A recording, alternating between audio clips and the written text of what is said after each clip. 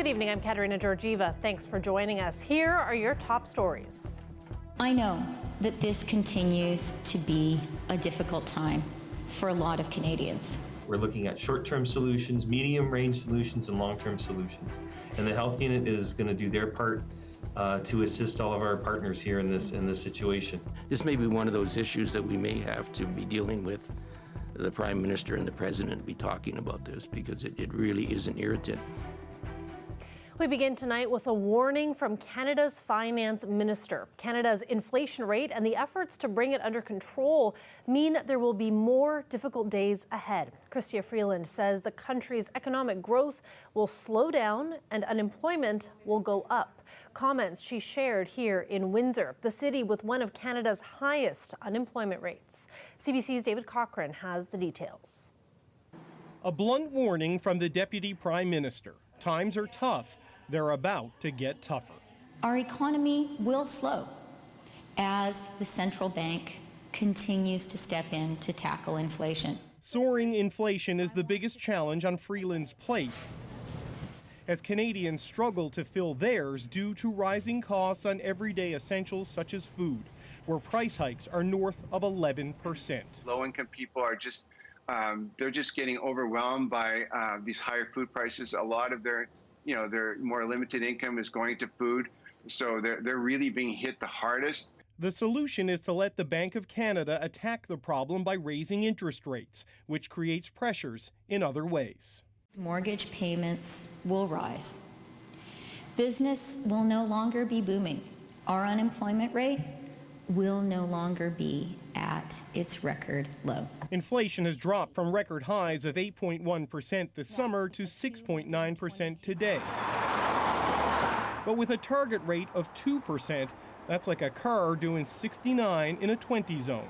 It's slowing down, but still way too fast.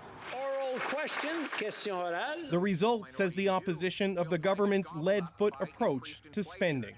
The Royal Bank says that the average family will pay $3,000 more in inflation and higher interest rates. These are the results of the $500 billion of inflationary deficits. From this point, the spending will be limited. Any assistance focused. We can't support every single Canadian in the way we did with the emergency measures that we put in place at the height of the pandemic. Instead, the focus will be low-income Canadians, those most acutely affected by inflation. Already, the government is boosting programs like the GST rebate and rental assistance. Any future help will follow that pattern to avoid adding fuel to the inflationary fire. David Cochrane, CBC News, Ottawa. As you saw, Chrystia Freeland was in Windsor today for that speech, and she was on hand for the Auto Parts Manufacturers Annual Convention. Had a bit of car show flair with a new vehicle being teased, an all-electric prototype car. It's part of Project Arrow. And Dale Molnar is live at the casino where the show is taking place. Dale, what kind of bet is being made on the Arrow? Well, the Arrow is an all-electric prototype vehicle, all produced here in Canada. And if you want to take a look at it, well, there's a big, tall guy here standing here right now, but it's back there. It's all covered up right now because it's not finished. Canada's industry minister just checked it out. Philippe Champagne, he's standing over there. Now, the APMA is building this vehicle to showcase what auto parts manufacturers in Canada can do.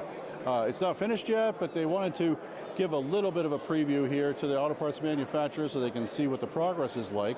Chrystia Freeland emphasized something about how Windsor's part in this project. 35% of the parts that are in this car came from manufacturers right here in Windsor. Hold the whole thing. It looks white. There we go. This is Project Arrow Sneak Peek. When they said it would be a sneak peek at the Arrow, they meant it. The body under the sheet is just a shell. So they only revealed two corners of the vehicle. Today you've seen a vehicle which is about 7 weeks away from completion. You see a structural chassis with body panels and some of the plumbing in place. The cooling lines are in place, the brake lines are in place, the steering system and the cross members are in place. And so you're basically seeing a shell, and everything else is on schedule. This is what it will look like when complete. This is an example of the seats, and this is what the wheels will look like. 95% of the parts are Canadian made here in Ontario. The prototype is being put together at Ontario Tech University in Oshawa. We're building a car, but we're not an OEM. I'm not going to debut a car at a car show hoping to gain market share against my competitors. I'm building a car that's going to demonstrate technology. And of the 58 parts manufacturers that participated in the project, about 15 of them are from here in the Windsor area. This company is making digital components that can monitor the driver. Sure, so the car is capable of telling, obviously, if the driver is awake. That's common with most autonomous systems, to make sure that the driver is paying attention to the vehicle. Beyond that, it's monitoring a couple of other vital signs that other vehicles typically today are not. The University of Windsor Electrical Engineering Department has developed a center of excellence called SHIELD, which is working with partners such as this firm to provide technology for the Arrow to protect it from being hacked. So if you're on your vehicle, it's a driverless vehicle, and your vehicle gets hacked, and the doors of the vehicle gets locked, and you're on the highway, and then you get a message that pay me so much in Bitcoin, otherwise I'll crash the vehicle. Deputy Prime Minister Chrystia Freeland told a convention that she is happy the U.S. has adopted a North America First rather than an America First policy. She says democracies must work together to help each other's supply chains, and the Arrow project is a perfect example of that. Our government believes that this shift represents a generational economic opportunity for Canada and for Canadian workers. Now, the kids over at the Ontario Tech University say they'll be working day and night on this project to make sure this car is finished and drivable by the end of December. They're going to unveil it for sure and for complete at the Consumer Electronics Show in Las Vegas in early January. Kat? Yeah, we'll have to wait until then. It's too bad that we couldn't see the whole thing today. But Dale, what is the plan with the car after Vegas? Well, it's not going to be a type of thing where they're going to produce this car as a whole. It's a one-of-a-kind sort of prototype. So the idea is to showcase the parts that the OEMs could order from this car. So, for example, Honda or Toyota, could order some of the components here and there. There's going to be a cool solar roof that's going to actually help the battery power here. Now, but it's already creating jobs here in the area. The eTractive people told me that they've already hired 3 people to work on one of the components here. So you can tell if this thing takes off and gets a lot of orders, it could mean a lot of growth for the companies in our area. Kat? Thanks for this, Dale. CBC's Dale Molnar live from the casino tonight. You heard the Deputy Prime Minister talking about difficult times ahead. The September inflation numbers from Statistics Canada, they're out. And there's good news and there's bad news. Headline inflation or consumer prices dropped again, but the cost of groceries increased at the fastest pace in more than 40 years. A roast chicken, $12. It used to be $8.99. I mean, $4 increases. It doesn't seem to be the right percentage. You know what I mean? Headline inflation fell to 6.9% last month, mainly due to lower gas prices. But grocery prices shot up by more than 11%, the biggest jump since 1981. Core inflation, which excludes the cost of volatile items like food and fuel, also remains stubbornly high. It increased slightly last month, rising to 5.4%, up from 5.3% in August. Core inflation is the measure the Bank of Canada uses to set its interest rate policy. The bank is expected to announce another interest rate increase next week. The union representing school support workers says 3 days of mediated contract talks brought almost no progress. CUPE represents 55,000 staff, including janitors, early childhood educators, and administrative staff. It will be back negotiating with the government November 1st, but as Lorenda Redekop explains, that's just days before a possible strike. I really think it's on the government to come to the table and start talking, not holding us in a room, start talking. The union president says after 2.5 days of contract talks with the government using a mediator, they made almost no progress. There are still so many issues that need to be addressed, including, the big substantial items such as wages and services that this government doesn't seem interested in talking about. This CUPE union represents school support workers. It'll meet again with the government November 1st. 2 days later, November 3rd, they'll be in a legal strike position. 3 years ago, during the last contract talks, the union first worked to rule. Then, a day before a planned strike, the two sides reached a deal. We tried work to rule with this government, and it meant nothing to them. In fact, it was only when we went to a full withdrawal of services in 2019, when we were moving towards that, that we were actually able to get them to come and truly negotiate at the table. CUPE wants wage increases of almost 12%. It says the average salary for its members is $39,000 a year. The government is offering an extra 2% a year for those making less than $40,000, 1.25% for others. In a statement, Education Minister Stephen Lecce says Ontario's government has a reasonable offer that increases salaries for all workers while protecting a very generous pension and benefit package. Parents can rest assured this government will not waver in its resolve to keep all students in class where they belong. The education critic for the Liberal Party accused Premier Ford and Stephen Lecce of forcing negotiations to take a step backwards. So could a full strike happen in early November if the next round of talks don't go well? It could be very possible. However, the union is required to provide 5 days' notice before any job action, meaning kids and parents will have notice. Lorenda Redicomp, CBC News, Toronto. Doug Ford has been coming up in the Emergencies Act inquiry this week. Prime Minister Justin Trudeau made some comments in a telephone call to Ottawa's mayor during the convoy protest last winter. Mayor Watson was complaining to the Prime Minister that Ford was not providing enough help. According to a transcript of the call, Trudeau responded that Ford had been shirking his responsibility on it for political reasons. So Trudeau was asked today if Ford was helping or hiding. Of course, there was moments during the unfolding of this convoy where there was times where different organizations, different orders of government weren't working as tightly as would have been ideal. But the important thing is that we all stood together and put Ontarians and Canadians first, and we resolved the situation.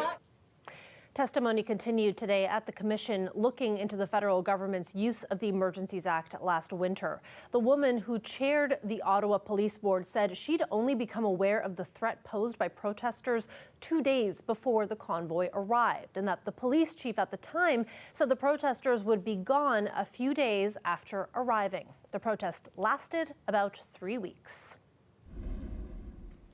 The Windsor-Essex County Health Unit has a new CEO. Dr. Ken Blanchette has stepped in as of Monday. He's the third person to hold the role in 2 years after Nicole Dupuis announced her departure earlier this year. She replaced Teresa Marantet, who retired in 2021. This comes at a pivotal moment. The healthcare system is overloaded, and there are fears the colder months might make things worse. Here's part of our conversation. Dr. Blanchette, for those who don't know you, you've had senior positions at St. Clair College, the Board of Health, and Hotel Dieu as well. So tell me what you're hoping to do as CEO of the health unit. Here at the health unit, I'm taking over from some extremely strong leadership that we've had in the past. Dr. Kirk, Teresa Marantet, and Nicole, and for me, it's about navigating the health unit through hopefully the latter part of the pandemic, and reevaluating our programmings because COVID has changed everything, and we want to make sure that the public programming that we have in place is relevant to what's going on right now, and to also looking forward to the partnership that we are going to be working with the university, moving our institution onto the campus, the possibilities of research. And a lot of other synergies, I think, are gonna put Windsor on the map for public health, and that's the vision that we are creating here right now, about being a center of excellence and one that can be turned to for innovation, and a leader that other communities can follow with. And I have to talk about what's happening in healthcare right now, because we heard this week from the chief of Essex Windsor EMS that the healthcare system is at a crisis level that he's never seen before. Ambulances not able to get to people in a timely manner. Hospitals are at capacity. How is the health unit working with its partners to address some of these issues? Very good question. So right off the bat, I was, and the team here was included in those meetings. And I can say, from past experiences in my roles and going through this right now, we have strong leadership here in all these organizations in Windsor, and the conversations are already happening. We're already looking at solutions.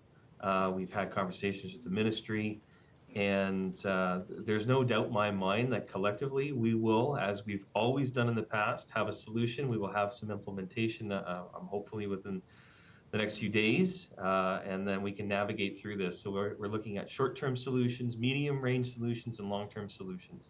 And the health unit is going to do their part to assist all of our partners here in this situation. Although we don't deal with acute care medicine, our role is still public health, and we want to be able to make sure that we do our part, because when we needed help, when COVID broke, our partners came to help us as well.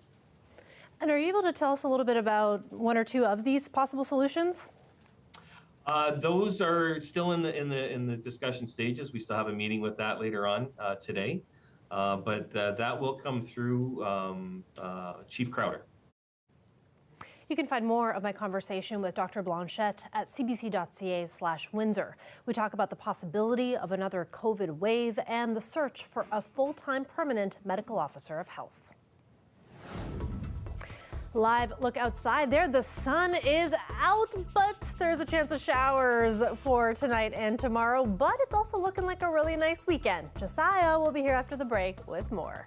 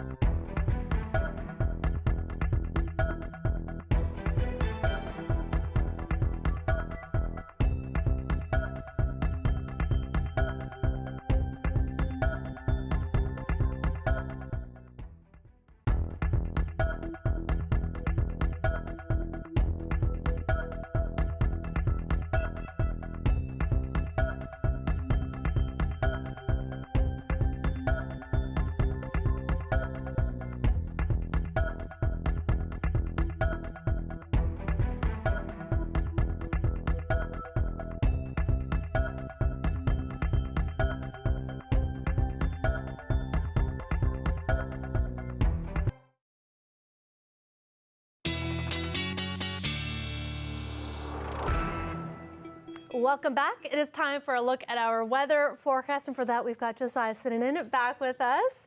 And Josiah, you have been sharing the weather responsibilities with Colette Kennedy. Colette, of course, came back yesterday, which we're very excited about, but we're also excited that we're going to continue having you you guys are going to be sharing it on and off over the next little bit, which is always awesome. So with that, tell us what we have to look forward to. Yeah, thank you so much, Kat. Well, right now we're sitting at a comfortable 7 degrees. You might see some showers throughout the evening, dropping to a low of 4 with a 40% chance of showers. Tomorrow, 30% chance of showers and a high of 7. And on Friday, we see a bit of a turnaround. Sunny day on Friday with a high of 13. Clear night that evening. Saturday and Sunday, a mix of sun and cloud, but some nice highs, 17 on Saturday and 19 on Sunday. Some nice highs those days with warmer evenings as well. There is a low of 10 on Sunday, which is quite an improvement from what we've been seeing lately. So good balanced fall weather for the region. Thanks, Josiah. And I also hear that we have an update on a runner from Tecumseh who planned on running a marathon in a hospital gown. So give us the latest. Yes, that's right. So we've been following the story of Evan Eubene. He's from Tecumseh, as you mentioned, and he set out to compete for a Guinness World Record for running a marathon in a hospital gown. So we got some pictures from him. There he is. And he surely did complete it. He also has that extra sign that says Guinness World Record attempt. Great. And he did this for a reason. It's part of the grassroots Kilometers for Public Health Care. So he wanted to draw awareness to their campaign work to encourage more government funding for our public health care. So definitely got the message out there. And Kat, I'm happy to report he actually did complete that world record. Oh, good for him. Yeah, so pretty impressive. Here is Evan talking to us earlier today. As I would pass by them, they would see the sign on the back that said refund public health care.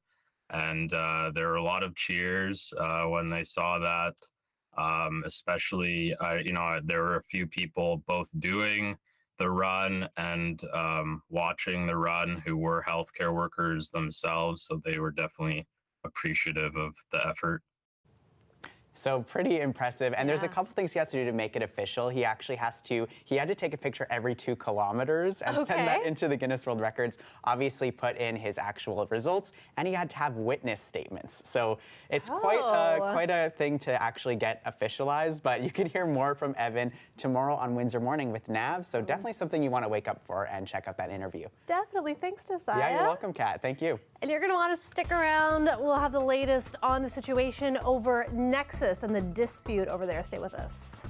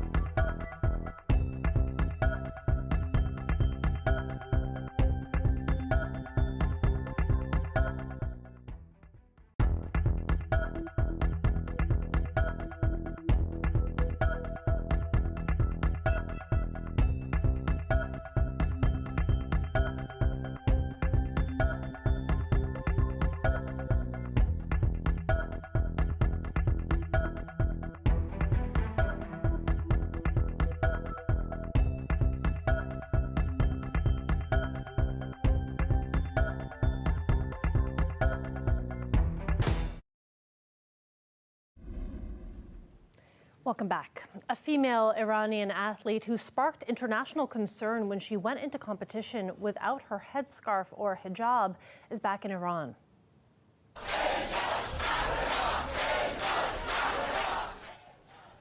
Hundreds of supporters gathered outside the main airport in Tehran, chanting, "Elnaz is a heroine," as they waited for climber Elnaz Rakabi to arrive from South Korea. Rakabi competed in the Asian Championships in Seoul. She says she didn't wear her hijab by accident. Rakabi says she hadn't expected to be called to compete and forgot to put it on in her rush to get ready.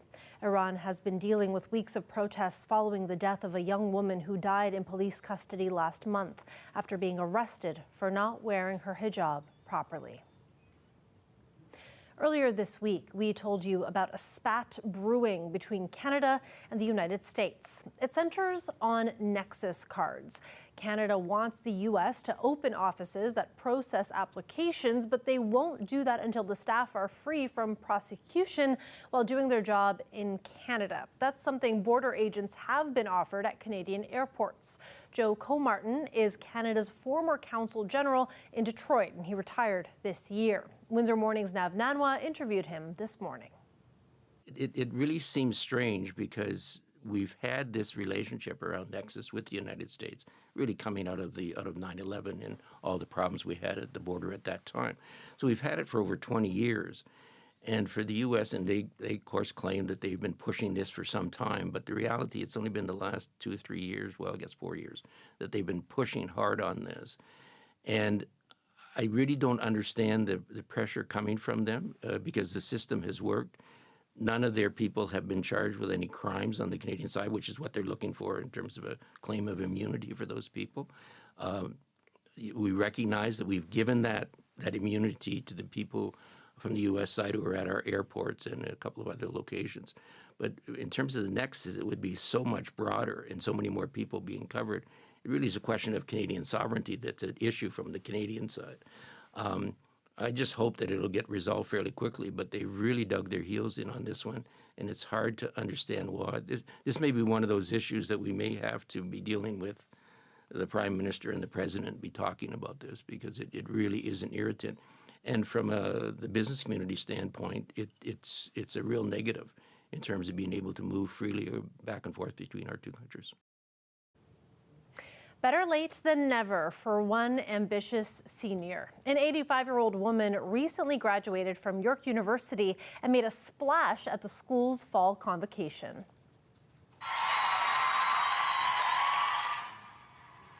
Hortense Anglin, who lives in the Toronto area, earned her Bachelor of Arts degree, and she did it during the pandemic after learning how to use Zoom and other online tools. The Jamaican-born Canadian drew inspiration from her sister, who is 6 years younger and received her own degree in 2018. Anglin says she has signed up for more courses and says she might get her master's degree. That's awesome. And that is it for CBC Windsor News. And just a reminder that Monday is Election Day.